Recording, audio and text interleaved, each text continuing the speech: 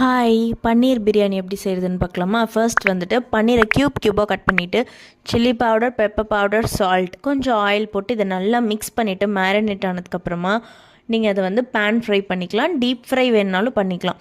Next வந்து ஒரு jar எடுத்துக்கோங்க, மிக்ஸர் ஜார். அதில் இஞ்சி, பூண்டு, கருவேப்பிலை, கொத்தமல்லி, புதினா, அதுக்கப்புறம் கொஞ்சமாக வந்து ஒரே ஒரு பச்சை மிளகா, ஒரு தக்காளி, இதை மட்டும் போட்டு நல்லா அரைச்சிக்கோங்க.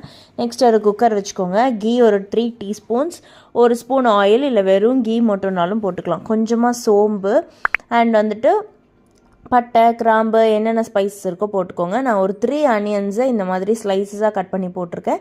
7 க்ரீன் சில்லிஸ், கொஞ்சம் கருவேப்பிலை, இதெல்லாம் வதங்கினதுக்கப்புறமா நம்மக்கிட்ட இருந்த அந்த பேஸ்ட்டை போட்டு பச்சை வாசனை போனதுக்கப்புறமா கொஞ்சம் புதினா, 2 தக்காளி, கொஞ்சம் ப்ராக்லி, ஒரு 3 to 4 ஸ்பூன்ஸ் ஆஃப் கர்ட் வந்துட்டு நான் தக்காளி ரேஷியோ கம்மியாக இருந்ததுனால இது அதிகமாக போட்டுக்கிட்டேன்.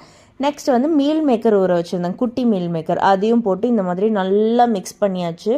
இது நல்லா தொக்கு கன்சிஸ்டன்சிக்கு நல்லா மிக்ஸ் ஆனதுக்கப்புறமா நீங்கள் வந்து 1 spoon of red chilli powder, 1 spoon of Kashmiri chilli powder, 2 spoons of வீட்டில் அரைச்சிருப்போம் இல்லையா அந்த மிளகாய் தூள், அண்ட் கொஞ்சமாக சால்ட்டு, நம்ம ஊற வச்சுருக்கிற அரிசியை இப்போ போட்டுக்கலாம்.